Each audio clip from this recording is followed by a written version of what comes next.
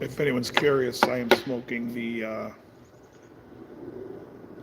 Aganorsa leaf validation, I think it's called. Yeah, La Validación Corojo. These are nice cigars. I went to an event a couple of weeks ago that was for Aganorsa leaf, and you bought three and got a free one. I already smoked the free one. It was a Connecticut wrapper. It was actually pretty good.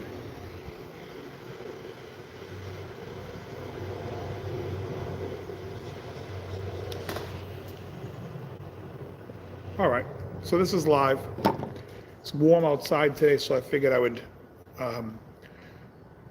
going to do this FAQ live because I'm here and I can do it. So anyways, people always ask me all the time, hey John, welcome.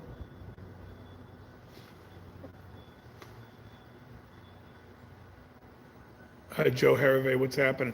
All right, listen guys, so I just want to talk today a little bit about modes and why I really don't like talking about modes and why I don't think they're necessary for you to learn them.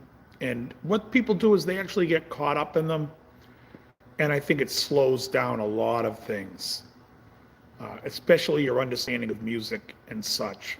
And so before I want to talk about modes, I'm going to talk about something in mathematics called set theory. Now, I don't know if you guys are familiar with set theory. It was started by this guy, Georg Cantor. And hold on, I got some tobacco in my mouth from a cut. And what set theory is anything could be a set in mathematics. So you can just put anything in there, and this is why it works really good for music. So we could take a set of numbers, and let's say we're going to take those numbers as 1, 2, 3, 4, 5, 6, 7. Well, that would be your major scale, right? 1, 2, 3, 4, 5, 6, 7. So in set theory, if I said 1, 1, 2, 3, 4, 4, 5, 6, 7, it's still the same set. It's just 1, 2, 3, 4, 5, 6, 7. If in set theory I look at 2, 3, 4, 5, 6, 7, 1, even though we started on 2 and ended with 1, it's still a set that contains the same 7 numbers. 3, 4, 5, 6, 7, 1, 2, 4, 5, 6, 7, 1, 2, 3, 5, 6, 7, 1, 2, 3, 4, 6, 7, 1, 2, 3, 4, 5, 7, 1, 2, 3, 4, 5, 6. They are all the same set. It doesn't matter. It's the same 7 numbers. And in set theory, they're all considered the same set. Well, in music theory, they're also the same scale. Everything would be the same. So if we started with a C, C, D, E, F, G, A, B, C, or actually, and again, I just added the extra C, it wouldn't matter, it's the same as the 7. But let's say we started with G, because I like G better. Let's say we start with G, A, B, C, E, D, E, F sharp, and then we'd start over again. So it's the same 7, it wouldn't matter. So if someone were to say like, I'm playing in the Dorian mode, and hard for me to read all this stuff that fast, but in the Dorian mode, you would have A, B, C, D, E, F sharp, G. So it's the same 7 notes. B Phrygian would be the same 7 notes. C Lydian is the same 7 notes. D Mixolydian, same 7 notes. E Aeolian, same 7 notes. F sharp Locrian, it's the same 7 notes. So we're dealing with calling the same set 7 different names. And for the purposes to let you know what your tonal center is what note you're starting on, which I find highly irrelevant. I find it extremely irrelevant to figure out what note we're starting on because I'll go into that in a little bit, but I don't really play solos always starting on 1, 2, 3, 4, 5, 6, 7. I don't know anyone that does. So you play melodically. And so if we have these 7 notes, also these 7 notes are also going to have 7 triads, 7 chords you can make out of them. So they're all going to be the same. So if we know all the chords in the G major scale, then when someone says to me, we're going to play C Lydian, I'm like, okay, we're playing the 4 of G. But most people don't. They think of, well, Lydian is the raised 4. Yes, in the relationship, the new 4 is going to be raised. The F is sharp compared to the C, but it's still the G major scale. So if I looked at the chords, I would still have a C major 7 with a sharp 11. I would have a D7. I would have an E minor 7 or E minor 9, depending on how far out you want to go. I would have an F sharp minor 7 flat 5. I would have a G major 7. I would have an A minor 7. I would have a B minor 7. So right off the top of my head, I could tell you all the chords in C Lydian and not even think about it. But I hate calling it C Lydian just because, to me, I just think of it as I have one name for the scale that has an F sharp in it. I don't need to come up with 7 different names for it, for the same scale. It doesn't matter what note I'm starting on. I'm still playing all the natural notes, and F is going to be sharp. That's all I'm doing. So if somebody were to say to me, hey, I need you to solo, and I'm soloing, and it's over a C7 sharp, a C major 7 sharp 11 chord. Okay. Mainly, comfort-wise, melodic-wise, I like starting in E minor. It's the same scale. E, F sharp, G, A, B, C, D, E. It's the same. And I'm not thinking about it. I know all the triads. I know all the chords that are going to be in it, all the deep chords that are going to be in it. And so I don't have to sit there and think like, oh, I got to raise the 4. And there's also reasons why I don't like that. And it has a lot to do with the minor scales. Because when we play guitar, the relationship of notes never change, okay? So when we play an A minor scale, key of C, what is the 6 to A minor? What is the 6? The 6 is F sharp. It doesn't change. It's still going to be a 6. In the scale of A minor, it's an F natural. It is a flat 6. So therefore, if I'm playing the Dorian, or the 2 position A minor, which would be the key of G, the 6 is natural. It is not raised. I don't look at it as a raised 6. I look at it as a natural 6. It is a flat 3rd with a natural 6 and a flat 7. And I look at it that way because I think of things just as like the sets would in set theory. I just think of them as numbers. And I'm not sitting there saying, well, a harmonic minor, we raise the 7. No, you don't. You can call it you're raising, you can say you're raising the 7 to its natural, but it's not a raised 7. It's a natural 7. A harmonic minor has a G sharp. Well, G sharp is the natural 7 to A. G natural is the flat 7. So I don't like when people say A harmonic minor is a raised 7. A harmonic minor is a flat 6 and a flat 3rd. It's not a raised 7. The 7 is natural. And when you understand it that way, it opens up the fingerboard to the guitar so much clearer because you're not thinking scale-wise, you're thinking always in relationship to 1. And that's how music is done. Years ago, I wrote a song called Little Worlds Collide, and the song opens with 2 bars of C add 9 sharp 11, and then 2 bars of E minor 9. If I were to write this out into sheet music, the key signature would have an F sharp. We are in the key of G. Classical musicians are not looking at a sheet of music and getting any more information other than what's the key signature. The key signature to a classical musician could be the key of G, and the first chord is a C add 9 sharp 11. Do you think that person, the musician, that classical musician's going, oh, this is C Lydian? No, they're saying this is the key of G, and the tonal center chord is C major 7 or C add 9 sharp 11. There's no reason to go into the whole what's the mode, what is our tonal center. It doesn't matter. It doesn't. Musically, you can hear it. When you hear that chord, and you know what key you're in, you know the scale. You know what's in there, you know the triads in there, you know what chords you can play against it.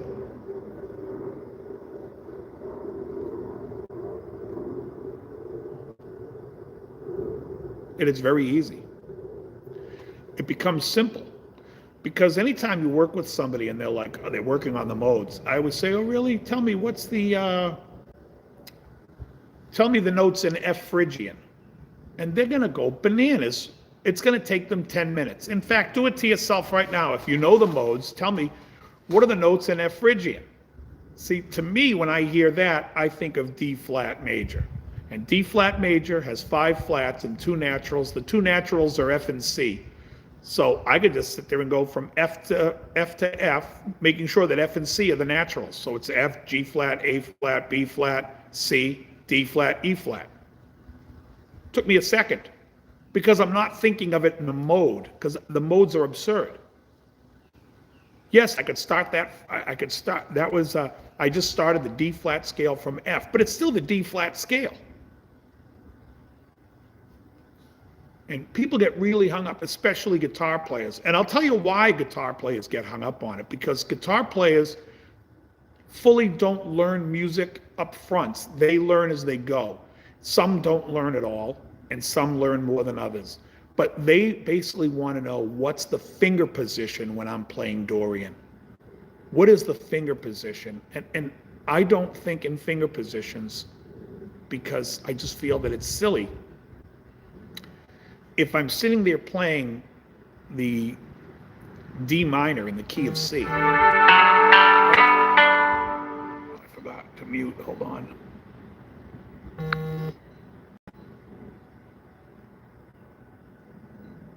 How do I get rid of this? Hold on. How do I get rid of that?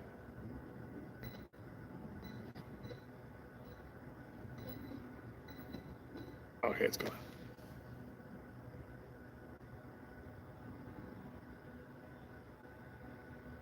I just took on the harmonic minor yesterday. Okay. So,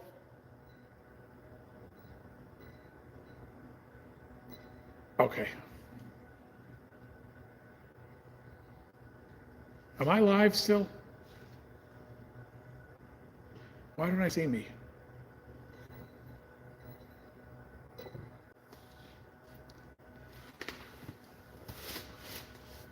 How come I don't see me?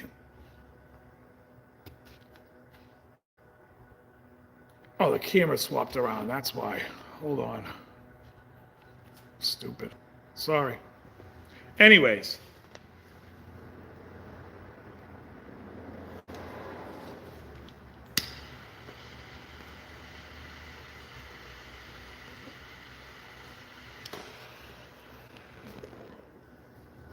Harmonic minor has a natural 7. The reason why you put a natural 7 to harmonic minor is because you want the 5 chord to be dominant. That's all.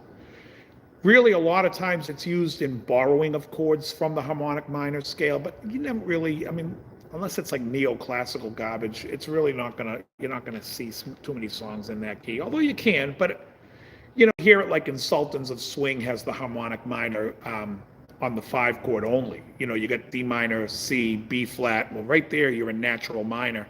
And then you hit the A, and then it goes into the harmonic minor, because the A borrows the C sharp, which is the natural 7 to D. But I think of it more as a natural 7, not as a raised 7. And so, because I'm thinking of it from a fingerboard point of view, from how the guitar is and what the notes are, so when we look at like melodic minor is just a flat third. So any melodic minor scale, what scale do you get the Mexican sound? I don't know what that Mexican sound is. A lot of Mexican music is based off of German polka music, so I don't know, are you talking about bumpa music or what kind of Mexican music?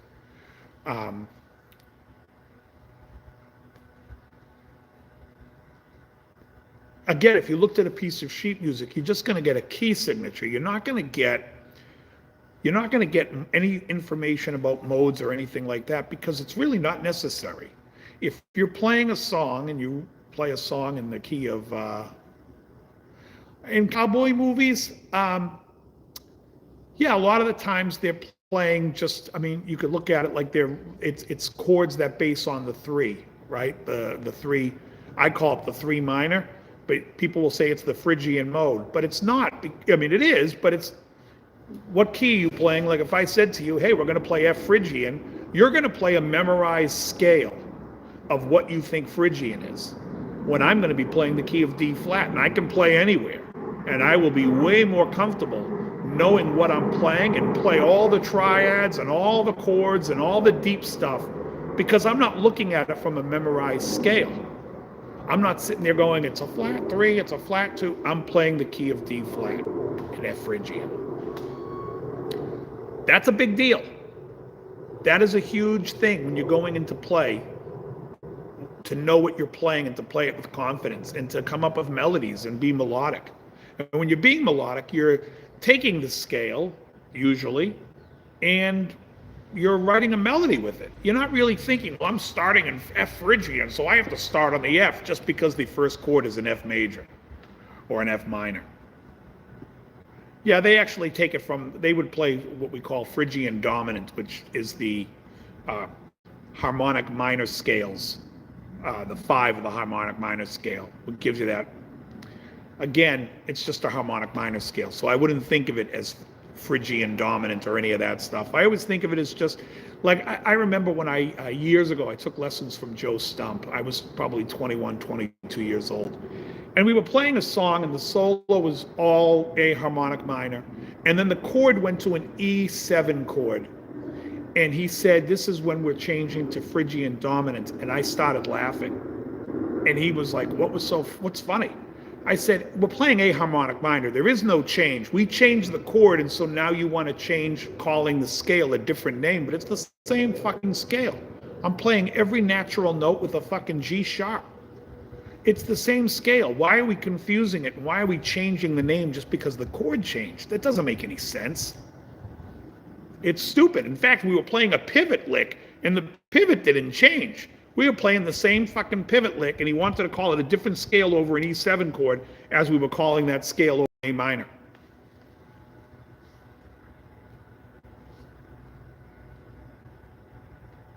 Now, I have a pretty good memory.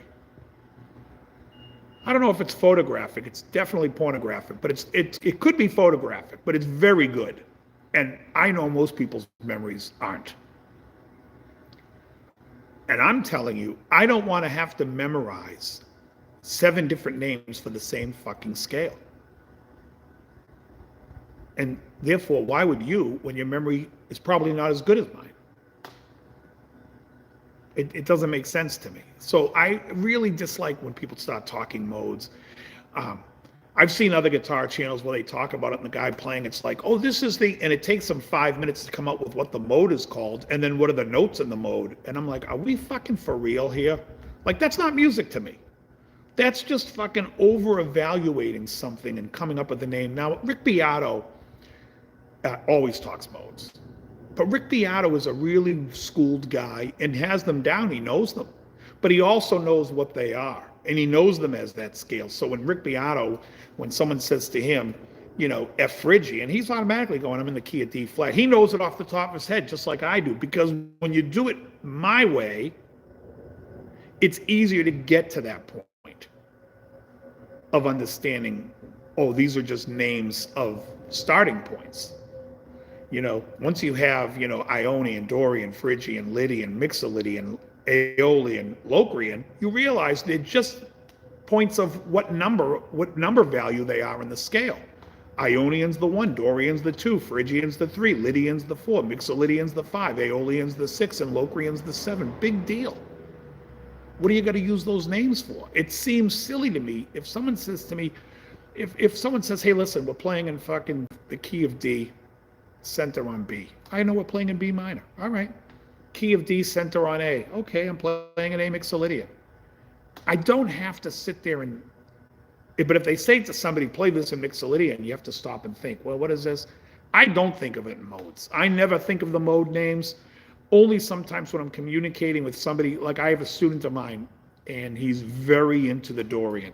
That's really all the minor he plays. So sometimes when I sit there and he has a memory of that position, he likes that natural 6.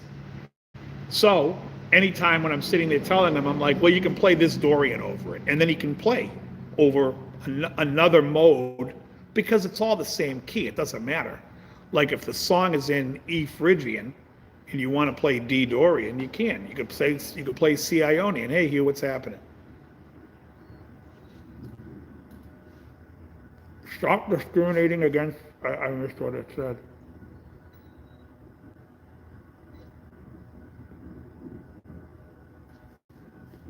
Oh yeah, exactly. I'm anti-modite. Yeah, I just think that it's you know what? I'm not so much against the modes as if I think it's hurting most people's ability to learn music. It's not helping. That's why I'm against modes. I think eventually you can use them, but it doesn't help people in the learning process. Yeah. Well, C Lydian's the key of G major. So, it's the same key. It doesn't matter. It's all the same. I would just rather say the key of G. If you put that in a piece of sheet music, Hugh, you're writing out one sharp in the meter. In the time signature, that's one sharp. Anyone reading music is going to go, that's in the key of G. They're not going to say, oh, that's C Lydian. No one talks like that.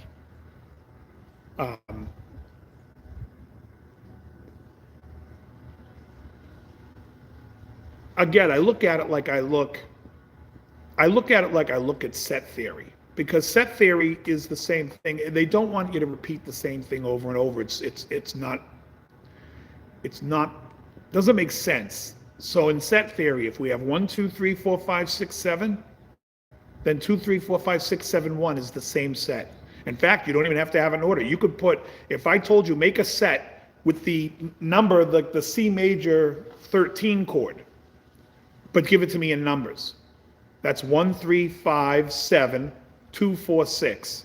Same exact. It wouldn't be its own set. It would still be just the key of C. In fact, you could take every 7-note chord in the key of C, and all you're doing is changing the root of the chord, right? So you have C major 13 would be your very first chord in the key of C. D minor 13 would be your second chord. E, this one's going to suck. E minor 7 flat 9.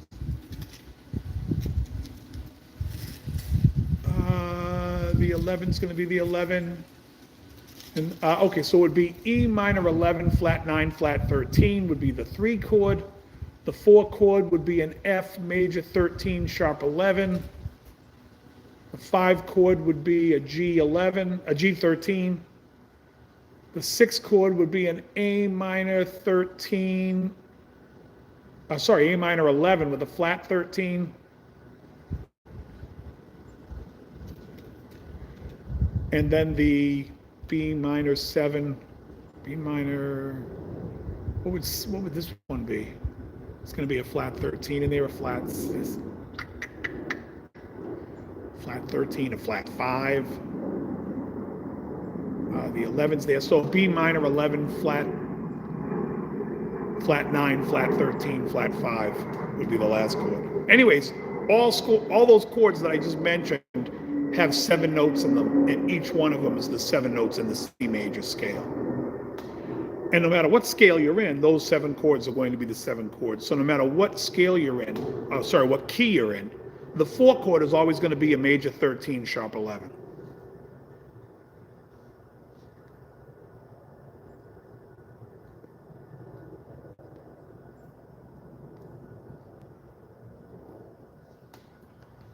One of my favorite chords would be if you took the 7 notes from the melodic minor scale and you play the 4 chord, because then you have a dominant chord. Then you actually have a C13 sharp 11 instead of the C major 13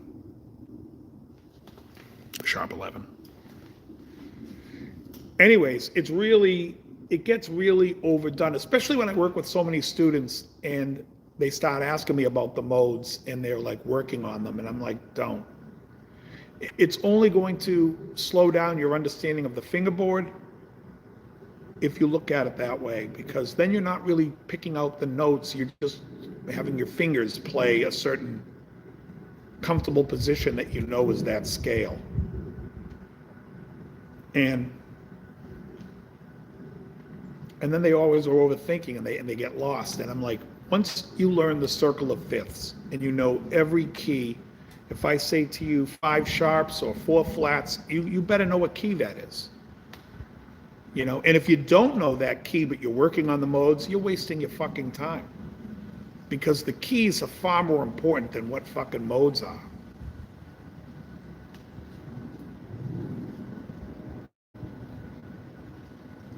Yeah,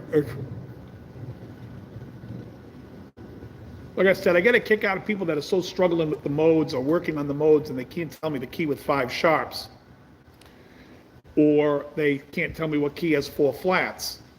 And they don't really have an understanding of the circle of fifths, but they want to know what the modes, and I'm just like, are you kidding me? Like, walk before you run.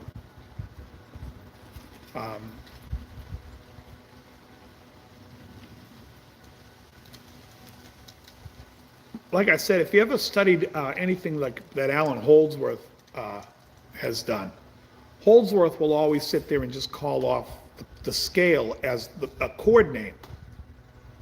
You know, he just looks at it as a chord, but it's to him it's just a way of understanding what the 7 notes that in the scale that he's using is, and he doesn't care if he's starting on the 2nd note, the 3rd note, the 4th note of that chord. It doesn't matter. It's you're looking at what are your 7 notes, and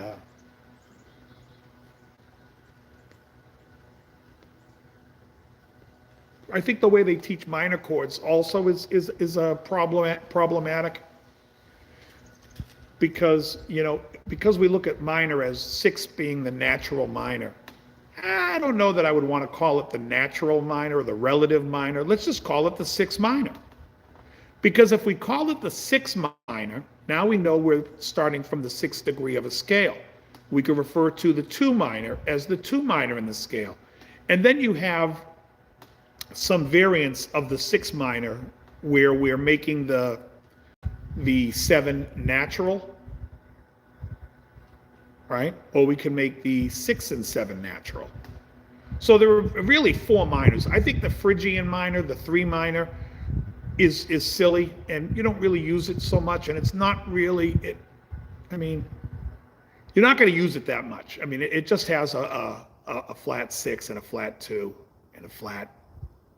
Is it a flat? Yeah, and a flat 7. So it's basically like a natural minor with a flat 2. But anyways, the thing about the minors is you're really just changing the relationships of 6s and 7s. If you think of it like this: if you took a major scale, we took the scale of C major. I said to you, we're going to flat the 3. Well, now we have what's called melodic minor. So we have a C major scale, and we flatted the minor. So all the numbers are the same. It's just 1, 2, flat 3, 4, 5, 6, 7. Now, if I wanted you to say, okay, let's have the 2 minor, which would be the Dorian, as most people think of it. But if we look at the 2 minor, it has a natural 6. So then we know that it's a flat 3 and a flat 7. If we look at the natural minor, the 6 minor, we have a flat 3, flat 6, and flat 7. And if you want to look at harmonic minor, you have a flat 3 and a flat 6 with a natural 7. So only changing 6s and 7s. It's the only thing that differentiates the 4 minors. Again, there are 5 minors, the 3 minor, but I don't really include it because I just don't feel like it's used a lot. The only time the 3 minor is really used, it's when it's in the 5 position in the harmonic minor scale. And again, that would be what I told you before is called Phrygian dominant. Phrygian dominance is used far more than Phrygian. But again, I'm just saying harmonic minor is used far more than using the 3 minor position of a major scale. But if I sat here and said to you guys, play E Phrygian minor, you would sit there in your guitar and play the positions, and I would just say you're playing E to E with no sharps and no flats.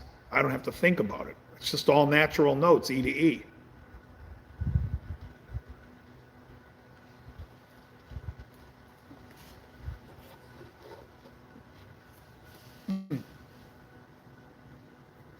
All right, now, if there are any questions, so far because people are typing long books. And I don't think you realize, I'm looking at a cell phone here, like Tone Seeker. I'll read that after, something about Gregorian chants. I can't read shit because it goes by so fast on this phone. Latest speed for higher. But anyways, if you have any questions regarding key signatures, anything about the modes that you are struggling with and why I think you shouldn't be using it, set theory, minors, anything you have any questions about, feel free to ask me. Now's the time.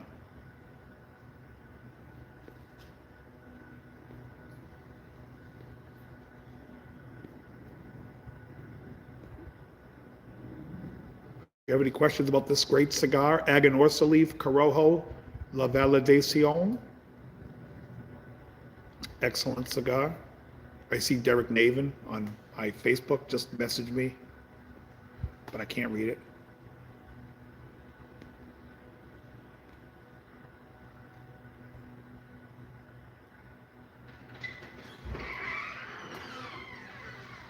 Anyways, are there any questions? Hi. Is the mail being here? Yeah, it's on the it's on the table. Oh, right. Yeah. Nancy's coming back. Okay. Right? Mm-hmm.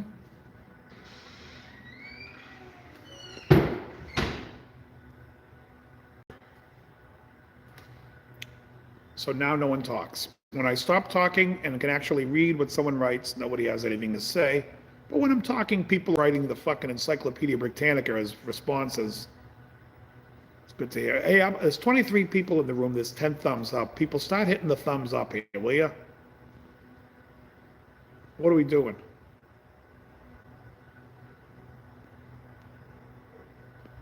You know what my pet peeve is? When I watch videos on YouTube and within the first second they're like, hit like and subscribe. How about I watch your fucking video first and see if I even want to see anything you do again? That just drives me nuts. Don't forget to hit like and subscribe. Yeah, I don't think anyone's forgetting to hit it. They're watching your channel and they're going, yeah, maybe. Maybe I want to see this again.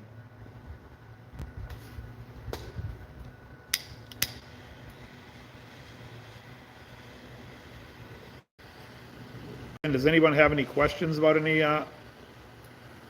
any theory question they want to ask?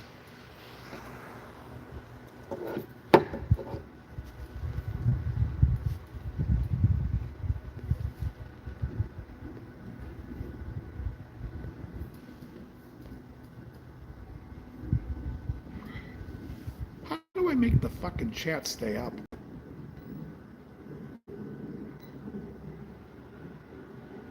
Oh, hey, Joe. If you run your phone 90 degrees. No, it's not. It's easier this way, actually, because it's bigger. And when you put it sideways, it's only like a little bit on the side when you do it in that mode. My point is, when I'm talking and I'm getting a thought out, I can't talk and read a book at the same time when I'm trying to explain something in a musical theory, an approach that I'm using. So it's not that. And then this on your cell phone, it always disappears. It always throws it out. I don't know how to make the chat stay there.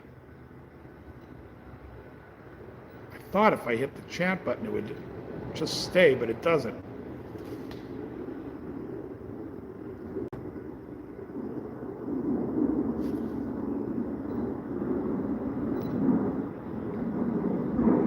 Yeah, well, Hugh, the main thing I would tell you is learn the circle of fifths. Know all the keys. It's not that difficult. I would say at least know the sharp keys up to 5 sharps or 6 sharps if you need to, and learn all the flats, 5 to 6 flats, but know what they are. That when someone says to you something's in the key of E flat, you automatically know that B flat, E flat, and A flat are the 3 flats in that scale, and that there are 4 natural notes. And that's the other thing. There's only 7, and now it's staying up there. Whatever I did, it worked. So there's only 7 notes in a scale. So if a scale has 3 sharps, like the key of A, we have F, C, and G that are sharp. Well, then you know that there are 4 naturals, A, B, D, and E. You don't have to think about it. It just becomes second nature to you.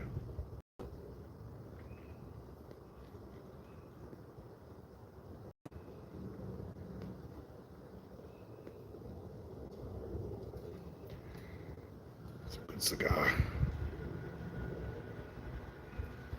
It's a little cooler out than I wanted it to be. I thought it was going to be like 60 degrees, but it's probably like 55 right now.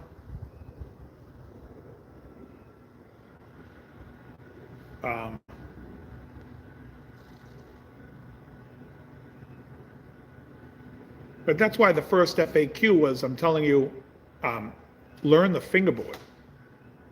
Learn where all the notes are, because if you know where all the notes are, and I say to you, well, the key of F has one flat, it's P flat. How tough is it to go F, G, A, B flat, C, D, E? It's not tough at all. And within those 7 notes, everything is in those 7 notes. Your F major 7, your G minor 7, your E, your A minor 7, your B flat major 7, it's going to have a sharp 11 if you get to it. The dominant 5 chord. You know, so it becomes somewhat easier. Is this not moving? Any advice on training your ear to hear the sounds you described for a beginner anyway? Yeah, so when I was a kid, I had a friend named Bob. And Bob started teaching himself guitar when I was taking lessons. And Bob would come over and the two of us would play songs and he would play all these songs. And I said, how the hell are you learning all these songs? He's like, well, I learned them because I don't have anyone teaching me. And it wasn't shortly after that I stopped taking lessons and I basically just started listening to records and trying to pull off the chords and everything. And it's really just hearing something and trying to figure out what it is. And then it's just repetition of that over and over again. I remember like the first song I was really so proud of myself for picking out was Love Her All I Can by Kiss. I was like, man, so proud of myself that I picked out that, even though, you know, that was an F sharp to a G. But after a while, you get used to hearing sounds. And then after a while, you don't even need a guitar in your hand. You could hear a song on the radio and be like, that's an open E chord, that's an A chord.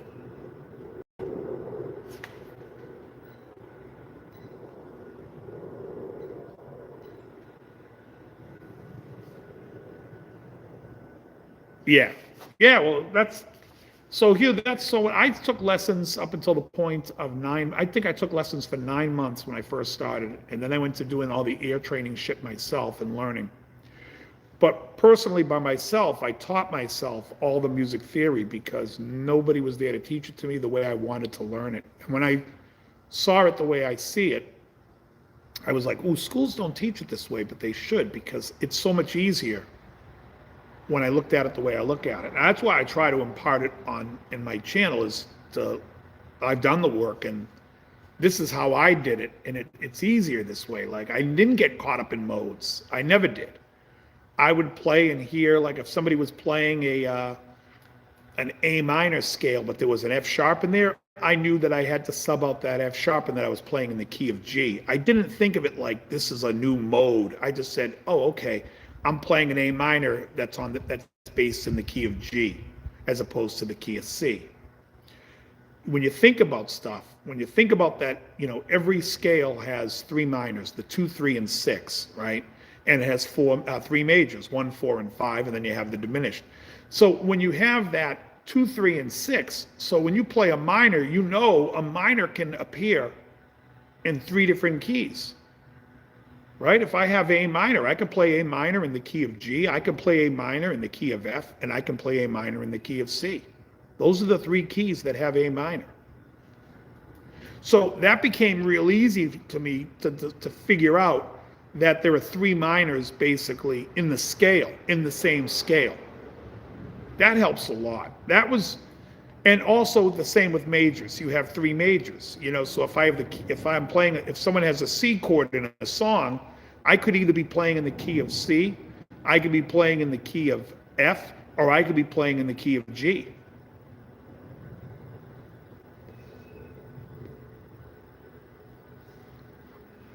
And I tell that to my students. I will say, like, take a song that has just a C chord as a backing track, just a droning C chord, and then play the solos, play a solo, come up with a melodic line in the 3 keys that C chord can be in.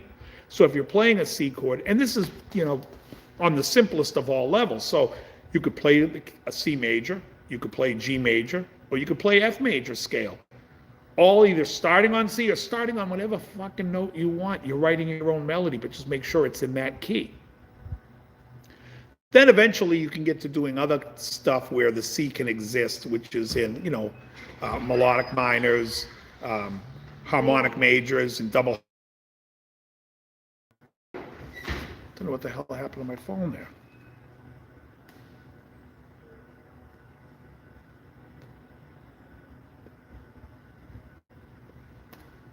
Anyways, I may have missed a question. Hold on, let me look up.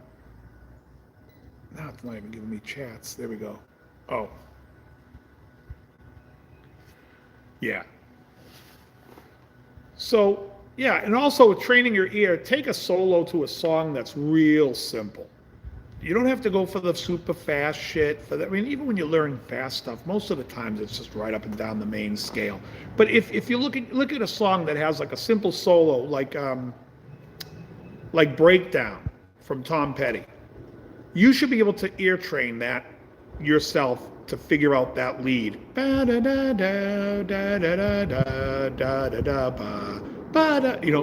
it, figure it out, figure out those notes and find those notes.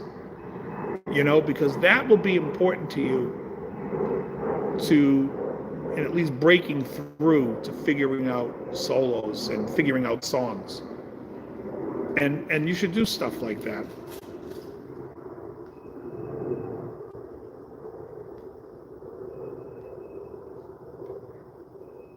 Another thing to do is to take a backing track and record yourself singing a solo or a melody line over that backing track that you would want to hear. If you were listening to that on the radio and you were like, this would be cool if it sounded like this, and sing the melody, and then go back and learn the melody that you wrote. I do that to this day when it comes to writing a solo. If I have to work on a solo for something, I'll listen to it in my car and record myself singing somewhat of the melody of the solo that I want to hear. As a listener, because that's what I'm always doing. Even as a writer, as a songwriter, I'm always more concerned as myself, the listener, not the player. Because what will it do? It'll take you away from playing the cliche pentatonic shit that you learned when you first started playing. But it also takes you out of shit you're comfortable with on the guitar. And it would make you well more aware of where melodies exist and stuff that you want to hear exists, as opposed to what you're comfortable playing,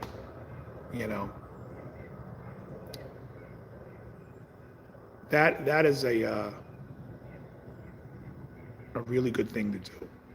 In fact, I watched an interview with Jeff Carlisi once, and Jeff Carlisi from 38 Special is saying they would give him the song without the solo, and he would listen on the ride home and then go home with it, and he would sing the solo and then figure out what the hell he was singing and play it. And that's how he wrote the solo. I think it's a good idea not to have the guitar in the hand, because a lot of times you hear guitar players, which is why I'm not a very big Eric Clapton fan. I like Eric Clapton as an artist, but as a guitar player, I find him a little pedestrian. And for me, that's because he's playing what I think are cliche, comfortable licks on the guitar that you would play anyways, just picking up the guitar. Like when you hear a blues guy pick up a guitar, they always play the same licks. And if you ever worked in a music store, it'll fucking drive you nuts. And you'll quickly get a distaste for the blues because they all play the same licks. And it's like those comfortable licks that they play. And so when you hear somebody pick up a guitar and they don't play that and they play something interesting, no matter what they play, you're always like, what was that? That was cool. That was nice. It's because it's not what you think you're going to do.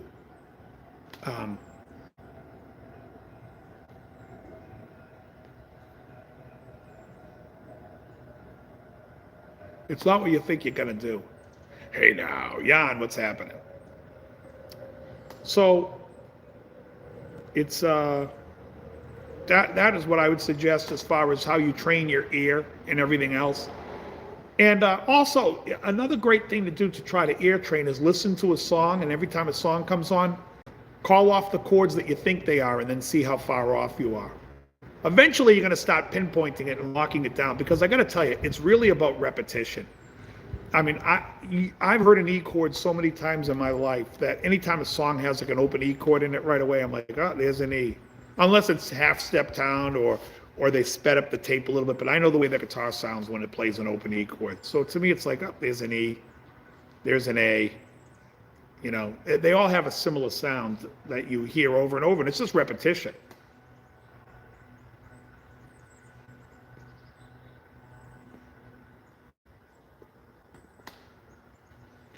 You know, especially like when I'm teaching a lot, like people play songs for me all the time I've never heard before, and I'm teaching it right then in that lesson.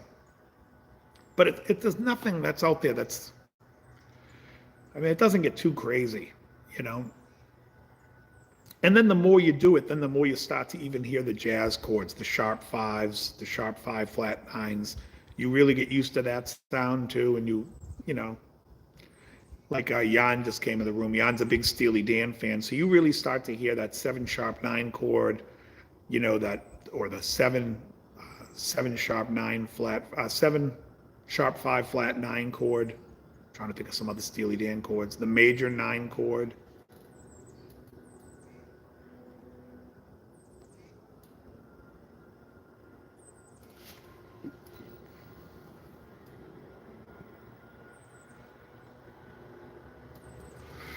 Yeah. Well, see, the thing about modal playing is thinking too much of it as being. So go back and do that again, Hugh, except instead of thinking of it as C Lydian, just think of it as F is sharp. So to me, the easiest thing to play with an F sharp is E minor. E natural minor is going to have, you know, E, F sharp, G, A, B, C, D. But you'll find that you're playing it and playing some stuff that even you're comfortable with against a chord that's not usually there, such as a C7, a C major 7 sharp 11. You'll start to be like, oh. You'll hear a lot of David Gilmour in that because he does a lot of that stuff. But so I would just play, again, I just think of that as F is sharp. I just think of stuff as what's the key. Someone says to me, we're going to play C Lydian. Okay, F is sharp. That's all I think. F is sharp. There are 6 natural notes, and F is sharp. So now that tells me all the triads. So I could play a D. So if you hear a C chord, I could play a D chord triad over it in a lead. I could play a D triad to an E minor triad. It would even sound nicer because then it resolves. But I know those chords, those triads, are in that key of G with 1 F sharp. So that's how I think of it. And when you hear it that way, you'll see the playing becomes, especially when you start using triads and you start adding chords into the thing, instead of thinking of everything so linear, like, oh my God, it says C Lydian, I'm going to play C, D, E, F sharp, G, A, B. Big deal. It just sounds Lydian. It sounds like you're running scales. And when I hear a player that just sounds like they're playing scales, I'm like, oh, that's boring. I missed that last question. Let me get to it. When do you call a chord a sus? 2. Oh, great question. So that's a great question. So technically, and if you want to be correct here, most of the time what happens is a sus4 is when you're replacing the 3 with the 4. You know, so. And to me, I usually won't call it an 11 if it doesn't have the 7, unless it's on top of the note, like a C add 9 sharp 11. But a C add 9 sharp 11, you can also play the E over it, so you can actually keep the 3rd in there. And so a lot of times, the 3rd and the 5 in pop music is removed from 11 chords, and sometimes even 9 chords.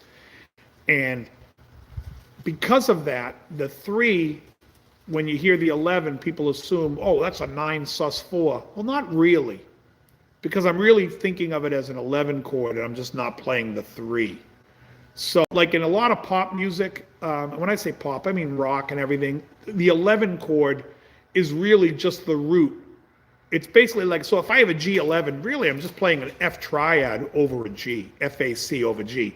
F would be the 7, A would be the 9, and C would be the 11, and there's no 3 and 5. But if I'm playing a lead over it, I can add the 3 and 5 in there, so it still works. And that's really why. It's really to let you know that playing the 5 chord. You know, I think susses kind of muddy the waters. When someone sees like a D9 sus, they think it needs to resolve to itself, and it doesn't. It needs to resolve back to the 1 because it's acting as the 5 chord. And so therefore, to me, it's easier to say a D11 as opposed to a D9 sus4, because when you think of that sus4, you think that wants to resolve to like a D9. That's how I think of it. So like if someone says to me, I'm playing a D9 sus4, I'm assuming the next chord's going to be a D9. I don't assume they're going to resolve to the G. But if you say it's a D11, well, now I'm just assuming there's no 3 and 5 and I'm resolving to the G. So to me, it's more about what I'm expecting to hear next and what is the chord doing? What is the actual chord? So that's how I look at it, Artemis. Jazz guys will never look at an 11 chord without the 3 in it. They will just say it's a 9 sus4. They're very hypercorrect about it. However, I did show you when I did my chord therapy that Donald Fagen will refer to a C over a D as a D11. Right? And so that's what I call it too. If I see a C chord over a D bass, to me that's a D11. It's acting as the 5 chord. It's going to resolve to the 1. The D11 wants to resolve to the 1. The D9 sus4, to me, can resolve to the D9.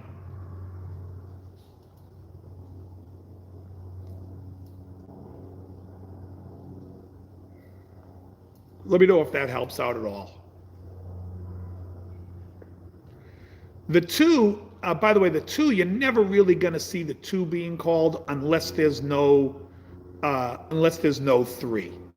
So if a chord has like a C add 11, even if I'm not playing the E, it's implied in the chord. Whereas a D sus2 cannot have an E because it's not in the chord. So the 2 is a little different. However, if the 3 is in the chord in either case, it's always a 9 and 11. You're never going to have like a D add 2. You would add it would be an add 9.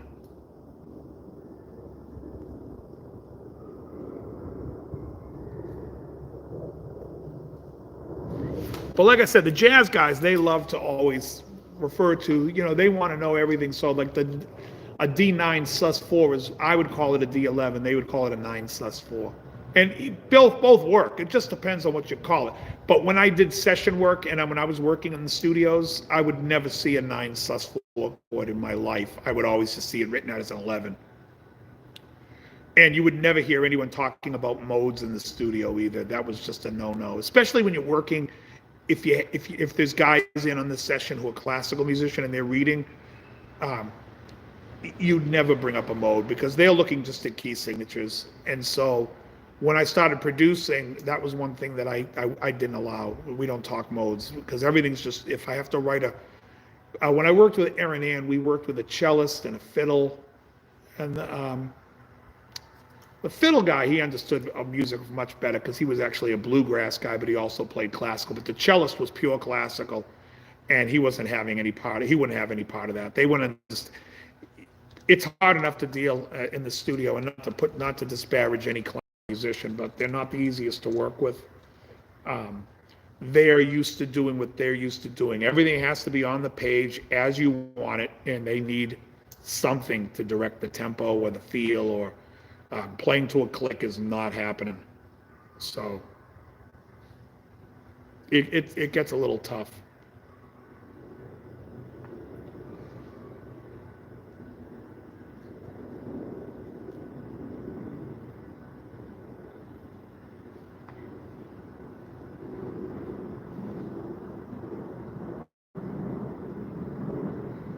Again, some of the classical guys who delve into jazz or bluegrass or any other type of music, Western swing, a lot of those guys understand both avenues of it, so they're super easy to work with. Again, but they really just want to know what key it's in. They don't really look at it like modally.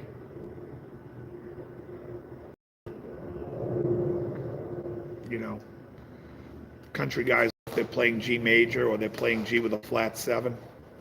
I mean, that's how they would relook at it, like just G with a flat 7 instead of calling it G. They wouldn't think of it as, they don't really call it G mixolydian so much as G with a flat 7.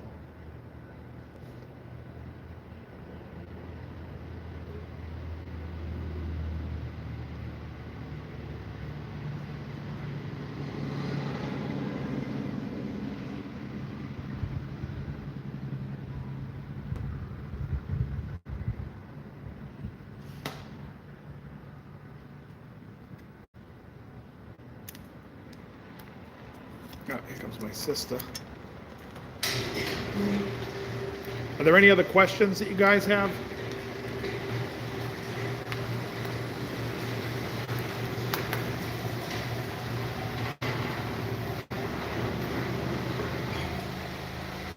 Did I miss any questions? Oh, I did. Oh, this. See, now it's not scrolling.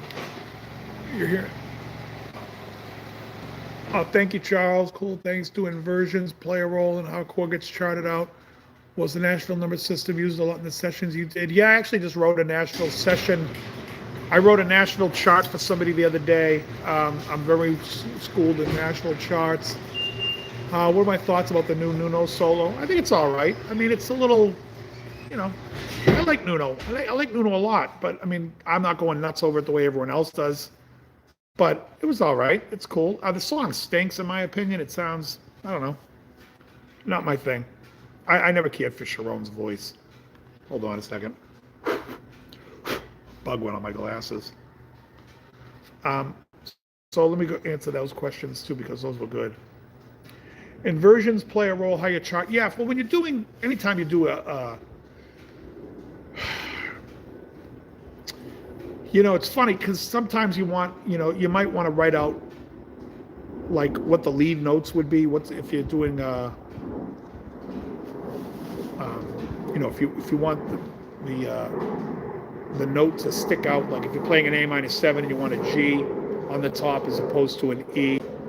But as far as inversions go, yeah, I mean, if you're playing like a C chord and you want the E in the bass, you'd write it as C over E. In Nashville chart, you would write it over as a 1/3. If you're in the key of C, C over E would be 1/3. It's written like a fraction. The thing about Nashville charts is that people get confused about that learn music is, so in like regular music, if we say 1, 6, 4, 5, that's in the key of C would be C, A minor, F to G. In a Nashville chart, 1, 6, 4, 5 is C, A major, F to G, because every number is a major. If you want it minor, you put a little minus sign next to it. So there's that, and then like any inversion is written as a fraction.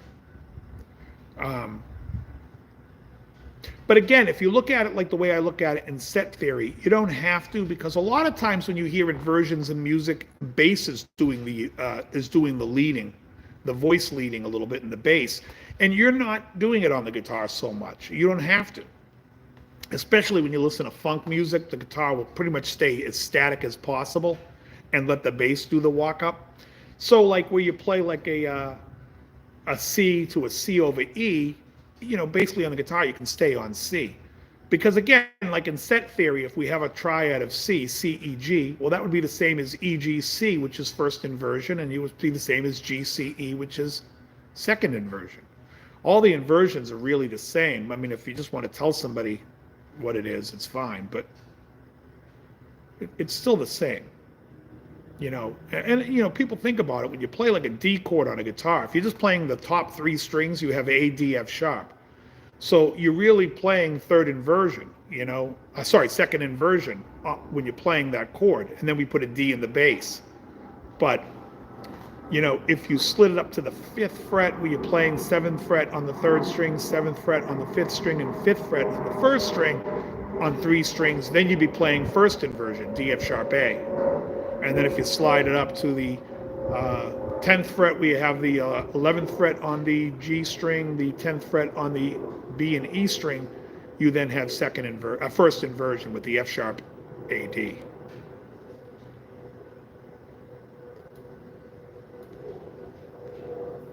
And from playing guitar, you could dance up and down those inversions like, and do anything you want with them. It's really about voice leading. Where do you want the note to be? What's the high note? What's the melodic note that you want to hear?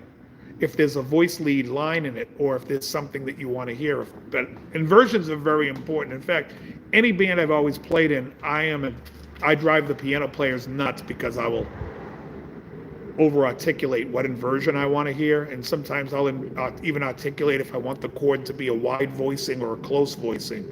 Like if it's a cluster chord or if it's wide, I'm very specific about stuff like that because they have different sounds. And when I'm writing stuff out, I know what I want, and as far as what the sound I want is. And again, that just takes time to do it. Yeah.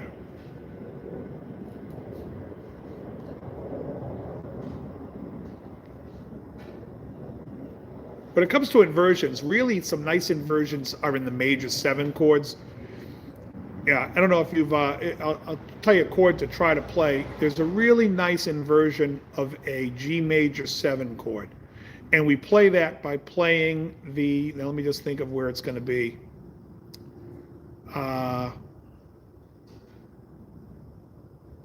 So your middle finger is going to be on the 4th string on the 9th fret on the B. Your pinky is going to be on the 11th fret of the G string, which is an F sharp. So you're playing B, F sharp with your middle finger and your pinky. And then your first finger is on the 8th fret of the 2nd string, which is a G, and your ring finger is on the 10th fret of the high E string, which is a D. So the inversion is B, F sharp, G, D. And it's a really cool sounding inversion of a G major 7. So when people tell you like inversions don't matter or they don't think they matter, play that G major 7 and you're going to be like, oh, that's nice. Especially clean with a little chorus and a little delay. It's a gorgeous sounding and a little verb. Beautiful chord. Whereas the regular G major 7, G, B, D, F sharp might not float your boat.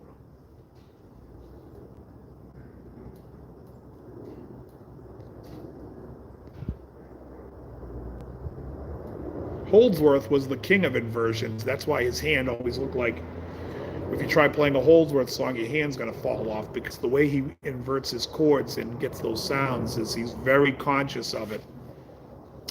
Very into that.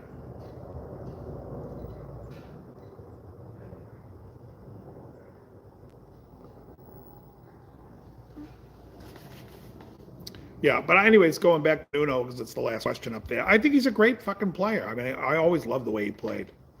I'm just not a big Extreme fan. I think the songs are a little bit like,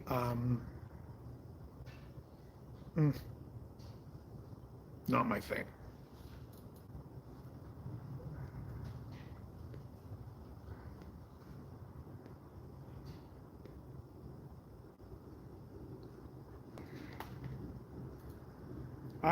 For me, like, I was really into Chris Cornell. I thought his voicings, his songs, the melodies hit me more. That to me is a little bit more hitting home for me. It's not so much about like the speed and the playing and the wow factor and the secondary vocals. But I do think, I will say this about Gary Cherone, it's probably the best Gary sounded, because he does sound good in that song. I hated him in Van Halen. And I hated him at that Freddie Mercury fucking thing. I hated that.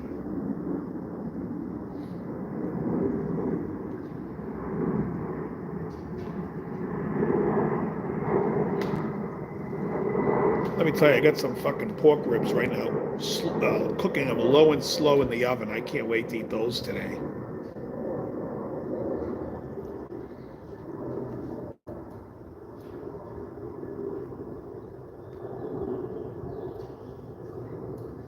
But anyway, it's a process. And, it's amazing to me because YouTube has so much great stuff when it comes to what guitar players can now learn and what they can do. And to me, I think it's a shame because I see so many people making videos of them playing and doing playing stuff, and it's just like, I wish they wouldn't. I wish people would spend more time mastering the instrument or mastering the craft of songwriting and stuff like that, instead of, this is what I can do today. And let me get a group of people around me to tell me how good I am. You know, I think it's terrible in that respect.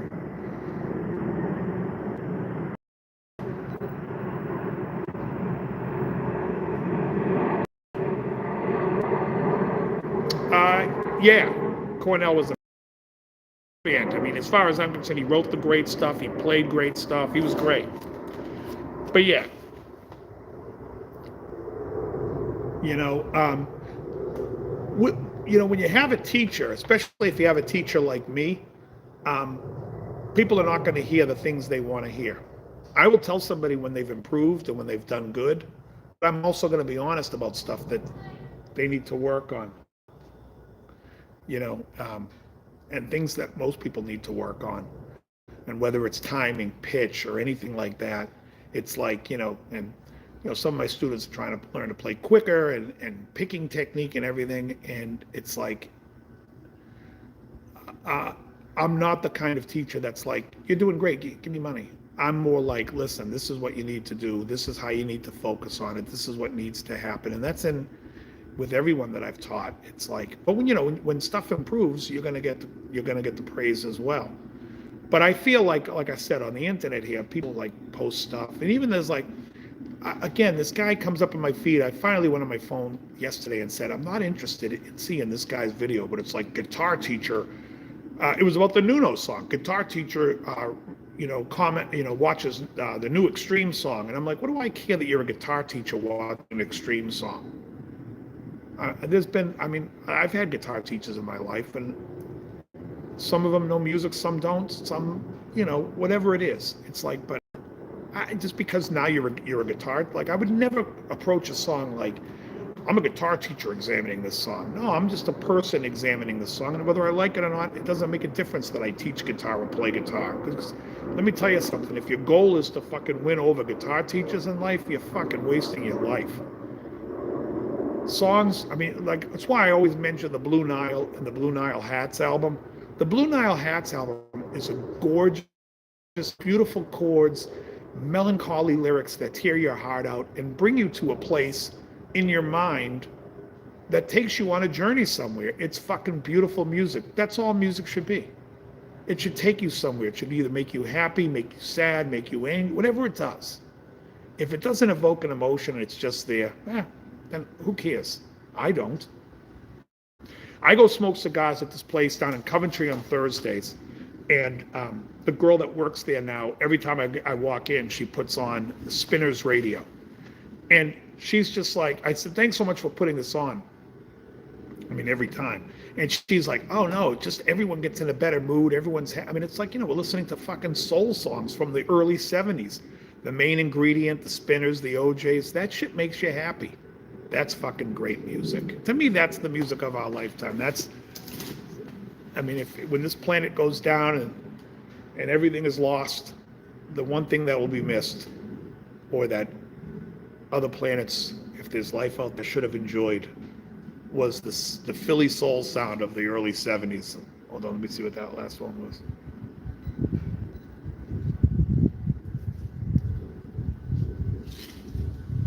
Yeah, no, Total Squire, totally. And it's so funny because, I used to hang a lot with my buddy Howie, and Howie is like me. We are peas in a pod. If I play something, and like I played this, I had a channel, which was just my own personal channel. I had no followers. I wasn't trying to be anything, but I posted this little lead clip on there, and Howie saw it, and he goes, why the fuck did you bend to major? I said, I fucked up. That's why. I was playing the lick so fast, I got to it, I bent to major. He was the only one that called me out on it. He was right. I was like, I already beat myself up on it, but thanks for pointing it out. Because I like that other people notice. Most people don't. Most people just sit there and want to tell you how great you are. And I don't want to hear that either. I just did it it was a musical piece, but I like, some people, I guess, don't like to be called out. I liked it. To me, it's like, yeah. Because when you do something, you know why? Because when you do something that's fucking really spot on and fucking great, and whether it's difficult or whether it's just a real beautiful musical piece, people will let you know. Like David Gilmour. Gilmour is fucking flawless. The guy doesn't play anything that's way technical out of the park, but he just plays the right notes that you want to hear. And to me, that's more important. 300 million albums later being sold will tell you that's more important. People can sit there and say Jimmy Page is sloppy, Jimmy Page is this. Fuck you guys. Jimmy Page was so fucking creative on the guitar. And whether you say he stole this or stole that, everyone borrows. Everyone borrows. Every motherfucker out there borrows. I don't care who the fuck you are. Van Halen used to sit there and say, oh, I listen to Clapton, but I came up with tapping like this. Oh, really? Because I've seen you do a bunch of fucking ZZ Top covers, and those songs had taps in them back in the 70s. So don't fucking come across like you're creating shit. Everyone's borrowing and taking. But Page is a fucking amazing. He reached so many people. Just great.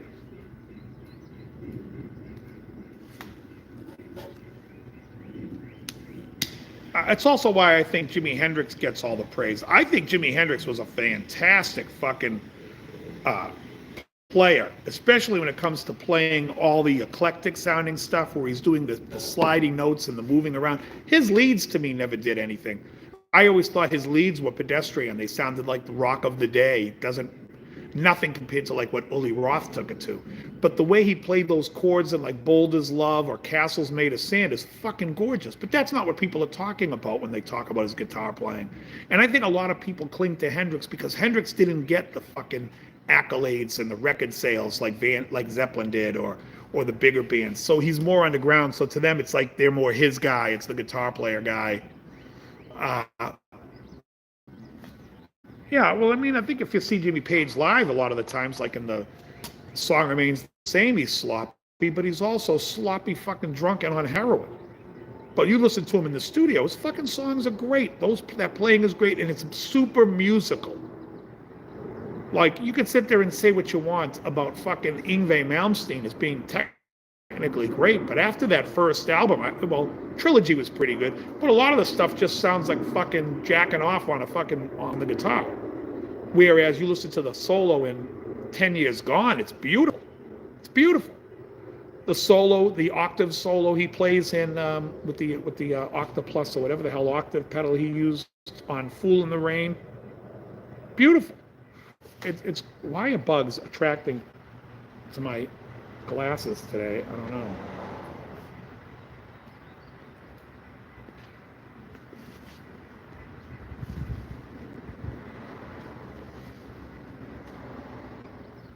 But I'd rather hear a solo where I'm like, that was fucking... I mean, look at the solo in My Love by Henry McCulloch. That solo's fucking great. You can walk away and sing it. You can play it. It works. It fits the song. It's part of the song. To me, that's great. You know, and as great a player Nuno is, and I'm not disparaging Nuno because I just said a million times, the guy's a fucking monster player. But that solo says nothing to me. It's fast and impressive, and there's some quick things he does in it. But as far as the song goes, if I never heard it again, I could give two shits. You'll never sit there and go, you know what I'm in the mood for? I'm in the mood to hear an extreme song. No, that'll never happen. Yeah, a lot of the 80s stuff, like, so when I got into metal, it was like 1980. But early. And metal was still good then. When it got to the hair metal, I really lost a lot of favor in the hair metal. I just thought this was silly. I was still listening to Iron Maiden back then and listening to like Judas Priest. But even Priest, I feel like they kind of fell out of favor for me after the Turbo album. I don't really care for the Priest stuff after that. I mean, some of it's okay, but I don't love it.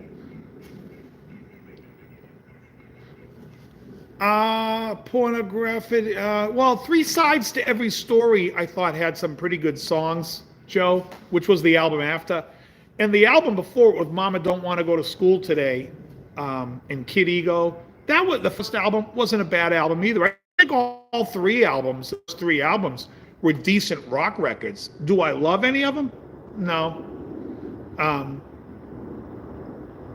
but definitely, Pornograffiti, however you pronounce that fucking name of that album, was definitely their best record. But they were all pretty good. You know, at least they weren't like, I mean, I always thought like, what, in like Get the Funk Out, I fucking hated. Because I was a funk guy. I loved all the R&B funk bands.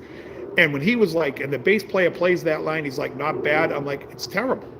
It sounds like the whitest thing I've ever heard. It's absolutely terrible. There's nothing funky about Get the Funk Out. Now, you want to hear Get the Funk Out of My Face by the Brothers Johnson? That's a different story.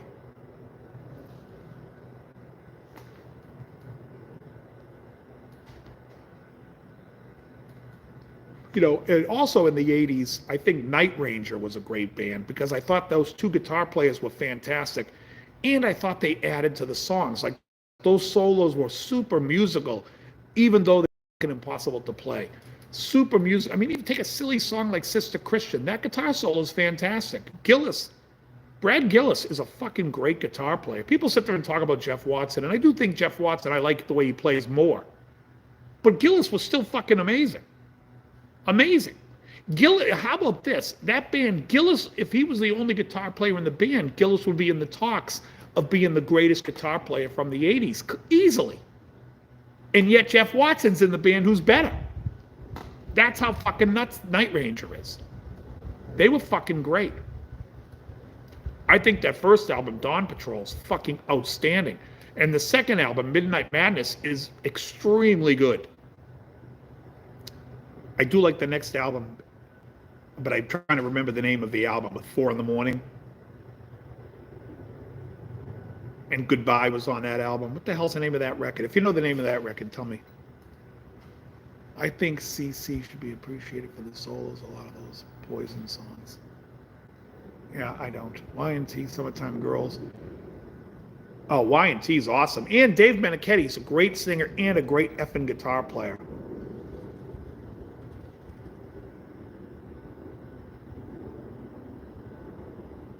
Why do so many hate Nickelback? Because it's just boring.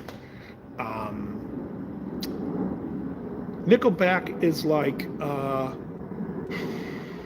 it's really syrupy pop music played in a rock format. I can't stand it. Now, I don't like Nickelback at all. I never made it as a power. I just feel like it's almost cartoonish. It's almost like they're the rock version of when Eric Cartman did Faith Plus One.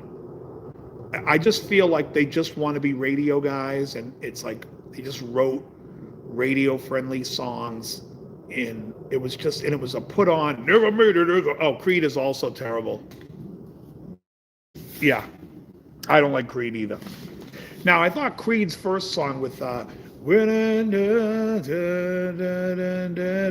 was decent, but when they did Can You Take Me Higher, I'd like to take them higher. Put them in a rocket and blast them onto another planet would have been nice. Not for me. I think the fact is these guys are just writing like, I mean, it's, if you guys like it, you like it. To me, it's just like, I call it cheese. Like a lot of Kiss in the 80s. Like I know guys who love Kiss in the 80s. I can tell you somebody with 2 thumbs who doesn't. This guy. I hated it.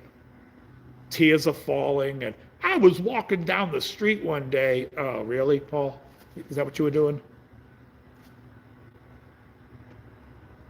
Oh, thanks, Jeff. Yeah, well, now there's a band I fucking love. The chord changes in that song are fantastic. David Pack is one of my favorite singers and writers. I love David Pack. He's a hell of a guitar player.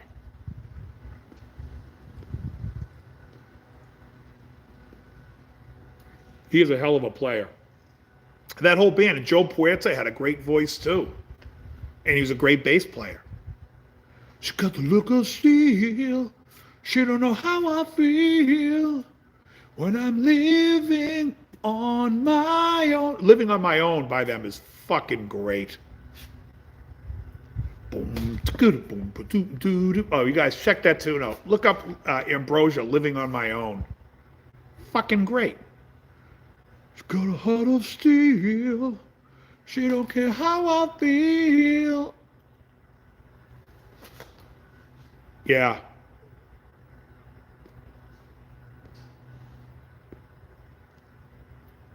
When I was a kid, I was a huge studier of people's styles and the way they play, why things, I mean, I was so into trying to learn theory and why things sound the way they sound that I remember one time when we were playing in the Big Angry and my bass player would play something and he would start calling off guitar players and I would just start imitating what they would solo like over that song.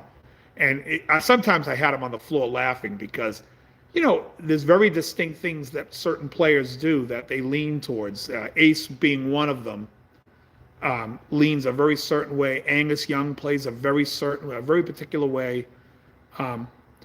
But it's very cool that it could be imitated and someone saying, oh, you're imitating him or you're doing David Gilmour. You know, that to me that's something, you know. And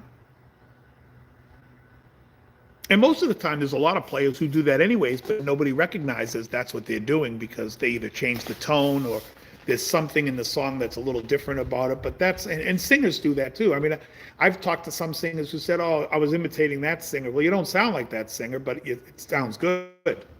But in their head, you know.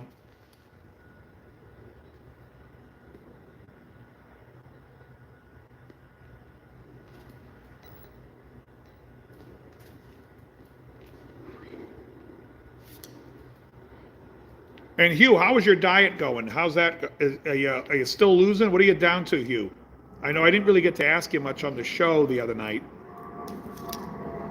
She don't care how I feel.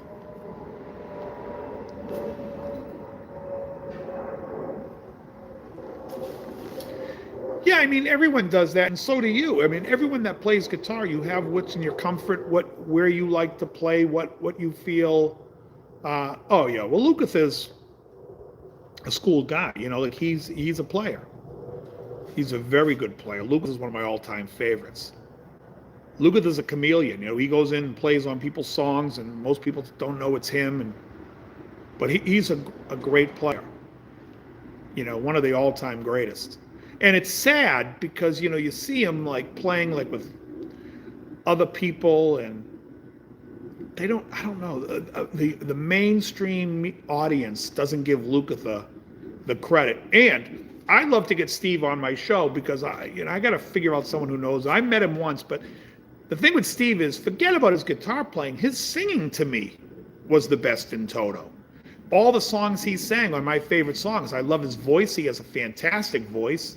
And by any stretch in any world, he should have been a solo artist. What little tip that don't many know but think is crucial knowledge? That I think is crucial knowledge? I think you need to know the key signatures and know the notes on the fingerboard. I do.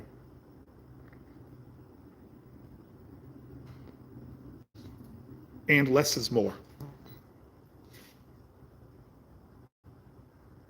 Oh, okay. Good for you, Hugh.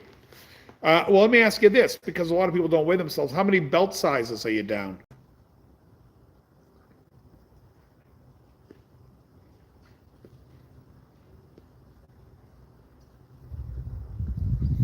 I would say less is more when you're playing and serve the song.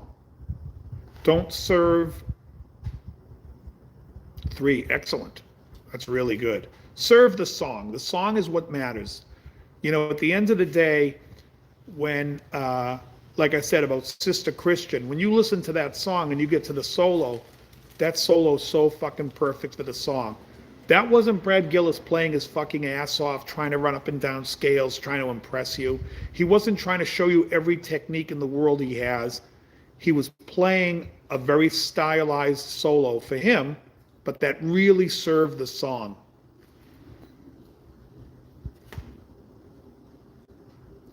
How about writing a harmony? Well, you know, harmonies can be diatonic thirds.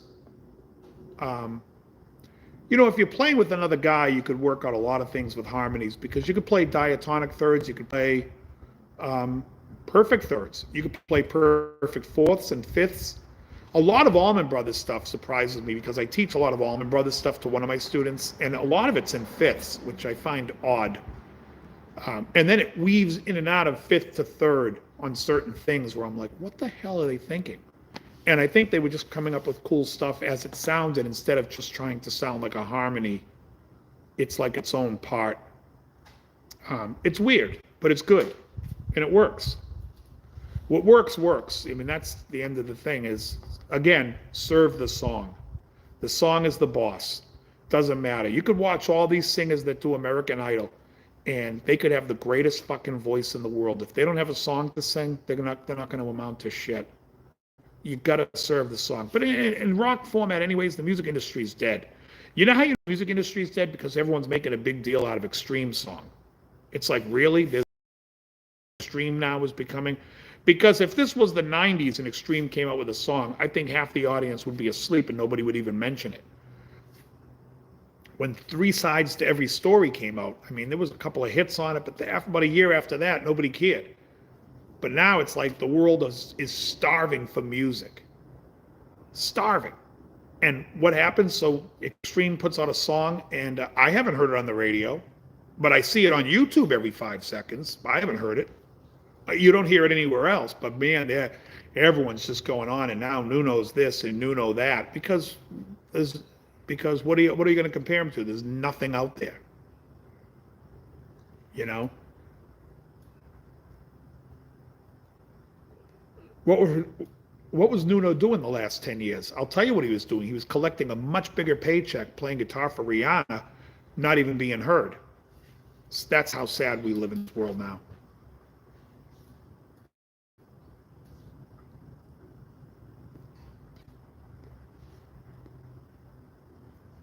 Back in the 70s, you got all these fucking great players. Van Halen comes out, 78. And you've got Grant Giesman playing what I think is the greatest fucking pop guitar solo of all time, and Feels So Good by Chuck Mangione. And he's plugging, that guitar's plugged in direct to the board. That sound, that song, that solo is unbelievable. But just think about 1978. How many other fucking great songs and solos were coming out and people were playing? It's incredible.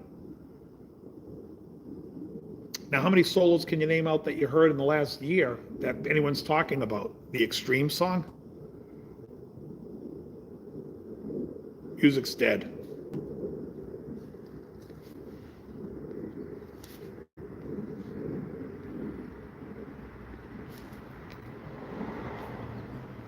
%, Hugh, 100%. Boring. Nothing to them. I don't know. To me, it's like they're like a fluffy rock band. They're okay. I wouldn't.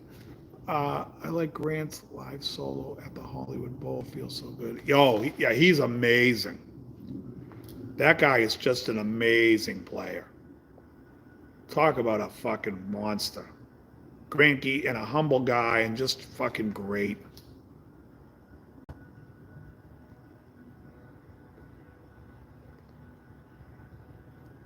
Another monster people don't talk about is Carlos Rios.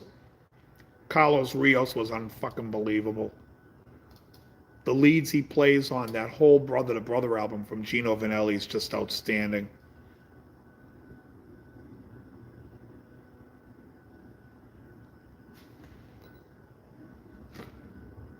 I do like Steve Morse a lot. He's a great player.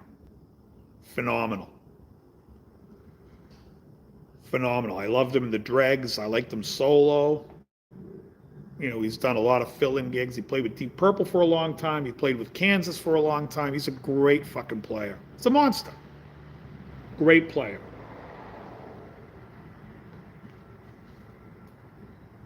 Oh, the Brother solo's fantastic, but also the solo on Wheels of Life is great. There's a couple of other songs on that album where the guitar playing, you're like, what? He's so good. And Gino's a fucking amazing. In fact, as much as I love Brother to Brother, I like the Nightwalker album the best. And if you guys aren't familiar with Gino Vanelli Nightwalker, I suggest you get it. Yeah, Frank Marino was a guy that missed me. When I was a kid, I had recently got into Michael Schenker. And I got into a lot of like the European guitar players, and somebody tried to turn me on to Frank Marino. And at that point, I think it already had passed me that opportunity because he was much more of like more of like your rock player, your Hendrix vibed guy, where I was getting more into the guys playing three notes a string, if you will, type of playing. But he is a phenomenal player. But like I said, I think it just missed me. But a lot of the older guys, the kids that I grew up with, they always mention him as like being the top shit. And like I said, to me, it was like one of the things. By the time I got to it, I thought I was past it. Especially after listening to like early Scorpions with Oli Roth. That when I went back to Marino, I was just like, yeah, this is okay. And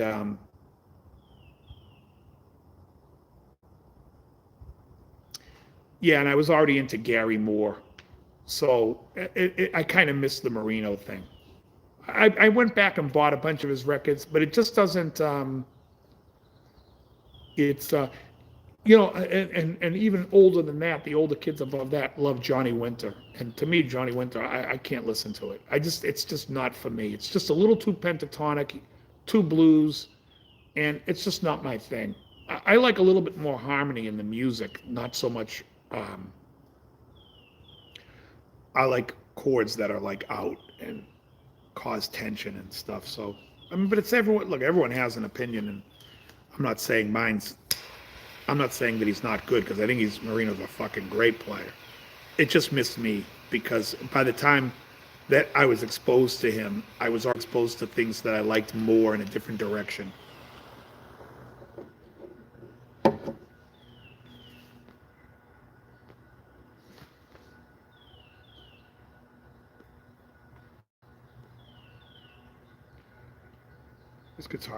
This cigar is having a hard time staying lit. Oh, Point is unbelievable. That's the best solo on that album. And that first Larry Carlton record is a must-own for any player just because there's so much going on that record. It's just really good.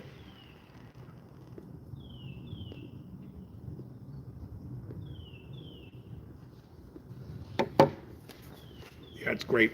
Don't Give It Up is a great song. And that was part of my problem with Jeff Beck. When everybody that I knew was telling me, you got to listen to Freeway Jam, you got to listen to Freeway Jam. By that time, Larry Carlton had already done Don't Give It Up. And so when I heard it, I was like, well, it's nothing compared to this Carlton tune. It's the similar vibe of this Carlton tune, but nothing that's technically close to it. So that kind of ruined Jeff Beck for me a little bit. Because I before I was into Jeff Beck. It was strange when it was at a young age, probably like 17, I really started getting and that 70s LA jazz rock sound, Larry Carlton and all those guys. Yeah, it's a very simple song. Whereas that Carlton rip out.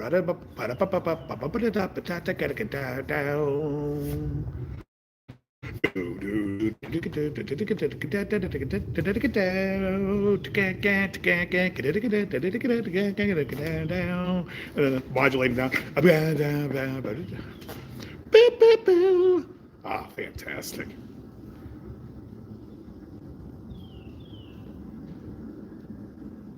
Fantastic. And then also in the 80s, I got into stuff like Cocteau Twins and Oingo Boingo, where and the Smiths, where the guitar playing was so far different from the rock stuff. It was, Robin Guthrie from Cocteau Twins was very ethereal and had really some beautiful stuff he was playing. And Johnny Marr was playing all these like poly things going on and overdubs. And it was just really nice with chords. And Steve Bartek from Oingo Boingo was incorporating all this like I call cartoonish type playing and just was.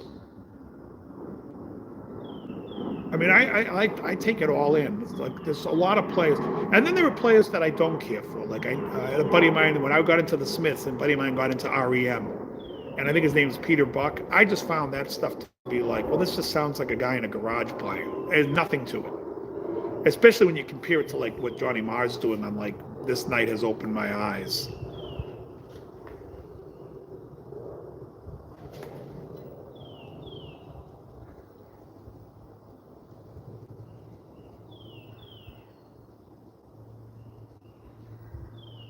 Ah.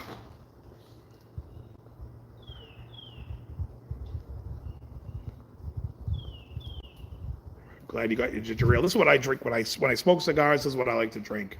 Diet chocolate fudge. It's like drinking a Tootsie Roll. It's fucking great.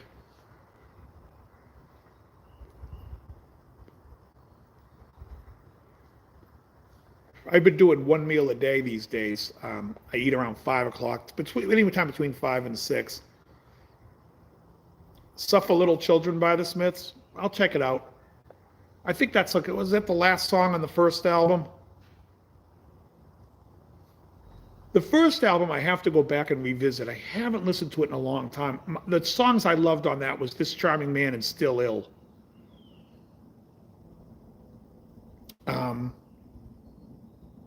That Joke Isn't Funny Anymore on Meet His Murder is fantastic. I always love Barbarism. Yeah, Johnny Marr's a player that I think, like, you know, people don't talk about, or Robin Guthrie. Robin Guthrie's been putting out all these ethereal solo instrumental records that are so fucking good. I mean, if people are having trouble going to sleep, just listen to Robin Guthrie. The guy's awesome. Carousel, oh, it's a great record.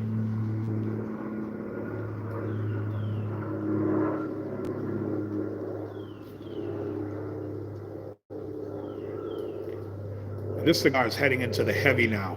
It's becoming a heavy cigar, which is what I like. Now it's a ton of flavor. In the beginning, it was like a little flavorless. Now the flavor's coming through really strong, which I love.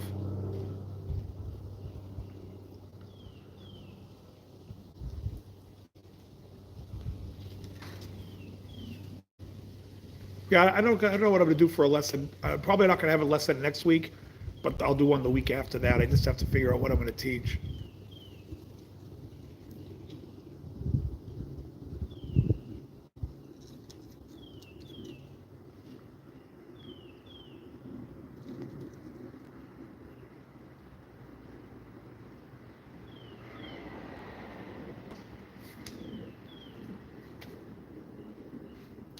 You know, there's also some things you should pay attention to, like on the Fleetwood, you know, it's flat, and then it goes to an A chord where he outlines an A7 in the lead. And that A chord is borrowed from the harmonic minor of D minor because it wants you to go back to the D minor and think of the D minor as the 1. And that's something that's used is when people use a dominant chord or the major chord to go back, which is out of key, obviously, to the key of F. But to the key of D minor, it is the 5 chord in the harmonic scale, which is really just a borrowed chord. They're borrowing it so they make you hear that the next D minor in the walk down is the 1. And then it goes to the, after that, it goes D minor over C, G over B to G, and then it plays an F over C to a C11, F over C to C11. And the reason why it's going to keep using that C11 is because, again, that's the dominant chord now going to bring you back to the chorus, which is going to be an F. So it's setting up the 1. And when you get into writing and you start seeing stuff and you start playing and doing air training and all that stuff, you'll start to see songs that do that, that use dominance, substitutions, or that, you know, use even secondary dominance into a dominant. I did a lesson on 10 Years Gone, not 10 Years Gone, on Since I've Been Loving You from Led Zeppelin. And he uses the D7 secondary dominant, but then goes to a D flat major 7 using, instead of using the next dominant chord, he uses a tritone substitution, which is why I think that song is so fucking genius. Really just nice chords. E flat to D7 to D flat major 7 to C minor.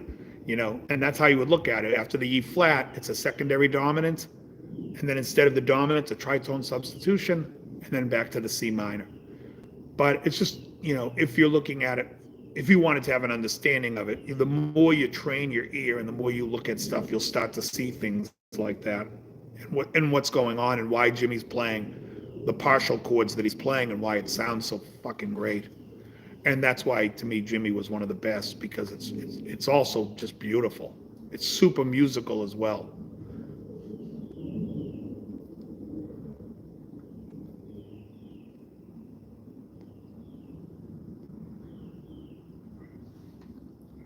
And while I was teaching it, he wanted me to look up a lesson on it that he watched and to see what I thought of it. And the guy was telling the bass line, and I said, he's not calling off the bass line. He's saying the bass, he's actually calling off the bass notes in the guitar. But that's not what the bass is doing. The bass is actually playing the roots. It's playing E flat to D.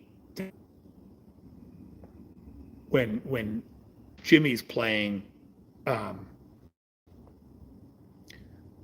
in the bass, Jimmy's playing A natural to A flat to C. I missed that last one. Hold on.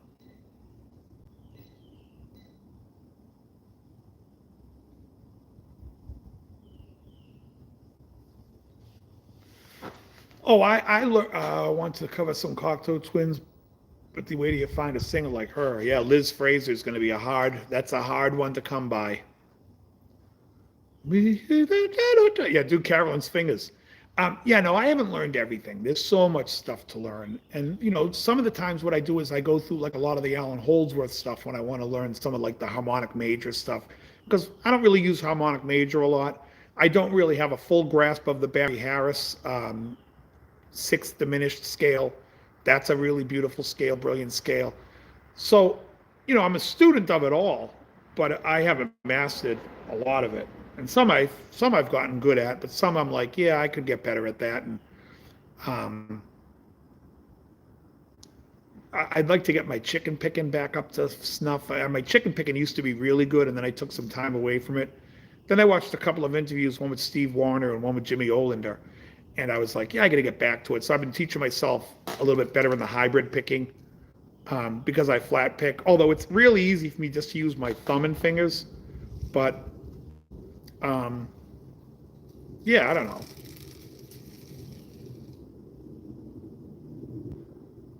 There's a lot. I try, I don't really focus so much on speeding. I used to be a speed demon into like the whole Ingve thing, and that kind of, to me, the music I like doesn't really have that, so I don't really use it a lot. In fact,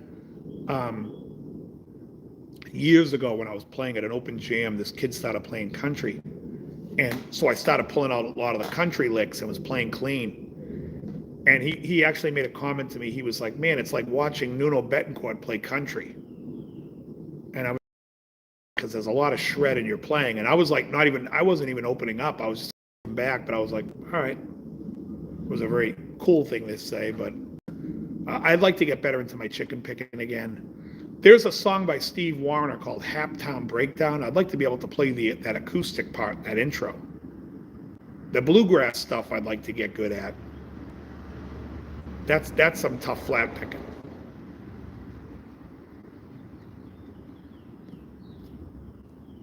But if you haven't heard Haptown Breakdown, there's a sick acoustic solo, and then Steve does a guitar solo, and then Jimmy Olander does a guitar solo, and it's just, those guys are unbelievable. Unreal. Just, and when you see them playing it, it's like they're barely moving, but man, it's fast because they're doing a lot of banjo rolling. It's just, it's crazy.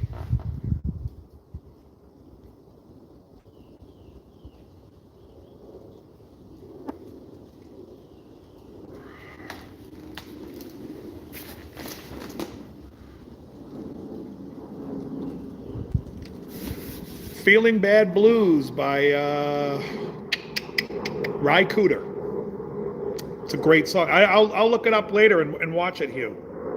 I really don't watch a lot of people's stuff when it comes to, like, I never see your stuff in my feed.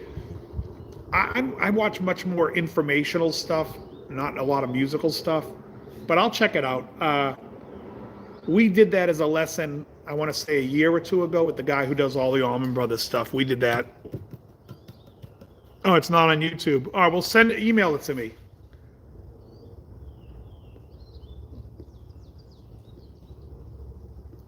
Raikkonen is awesome. Again, here's a guy that plays just what needs to be played.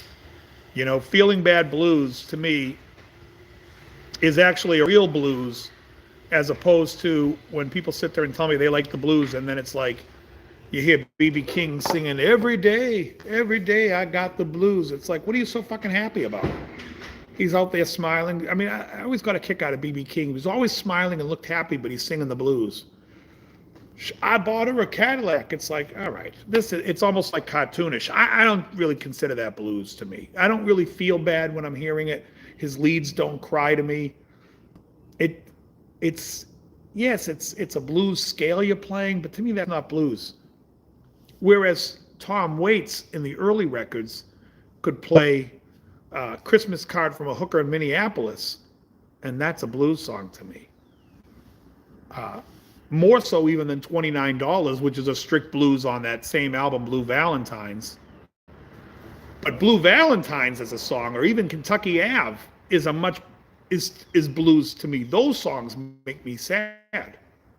To me, that's blues. Not hearing just the dominant 7-chord, a little black girl, the red dress. You know, to me, that's just okay.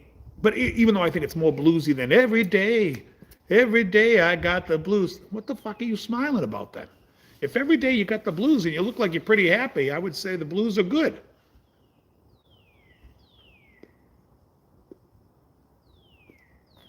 Or songs like Blues is My Business and Business is Good. Is that a blues song? Bluesy. Wouldn't call it the blues. I wouldn't say I'm sad from it. Doesn't make me feel bad. Like I said, to me, music has to evoke emotion. If it doesn't evoke emotion, then it's just fluff. And you know, for some people, that's what they like, fluff. You can make a Fluffernutter sandwich.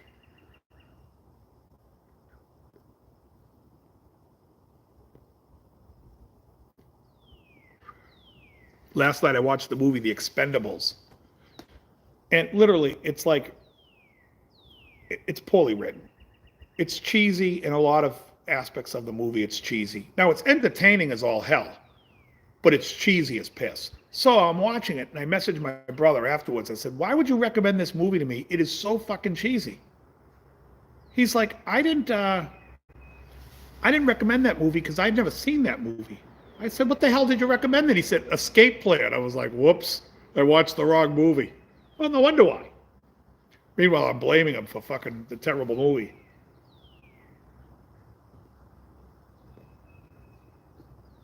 I also watched Lock, Stock, and Two Smoking Barrels the other day.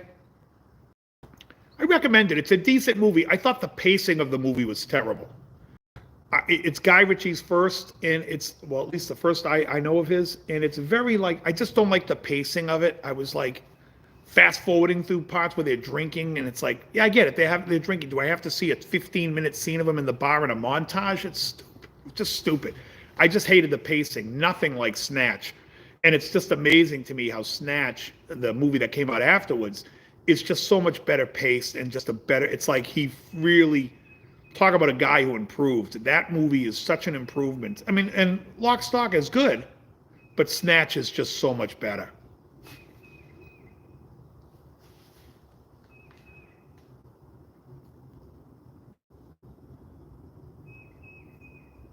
Yeah.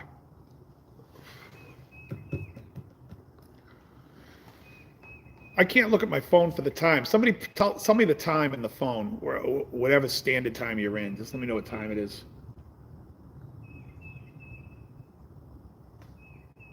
Is it 4 o'clock yet?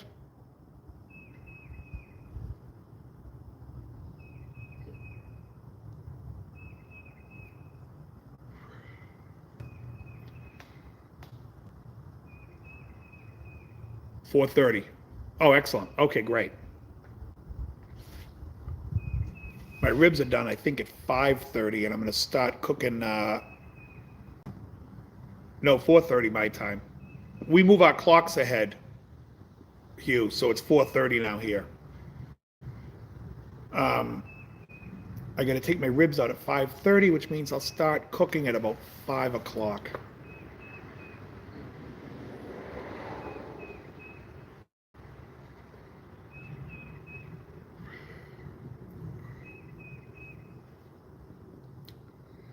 Yeah, the sun goes down around 7 now, a little after 7. It's great. Spring is here, and soon we'll be in the summertime. As long as I get to smoke outside, I'm happier, because I was smoking in my garage all winter, and it's like, I got a little space heater in there where I was freezing my ass off.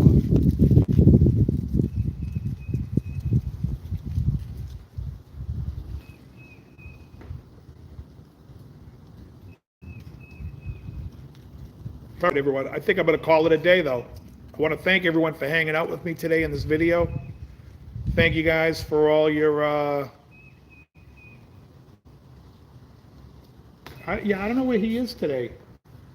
You know, his bus came by, Joe, and he didn't get off the bus, so maybe he didn't go to school today. I saw his mom a little bit ago. She pulled in, but I haven't seen him in a while. Probably going to be fucking 6 feet when I see him next. All right, I'm going to call it a day. I will see everybody Monday night again, back to the DL show. And thanks for hanging out with me, everyone. Thank you, Jeff. Thank you so much. Thanks, everyone. And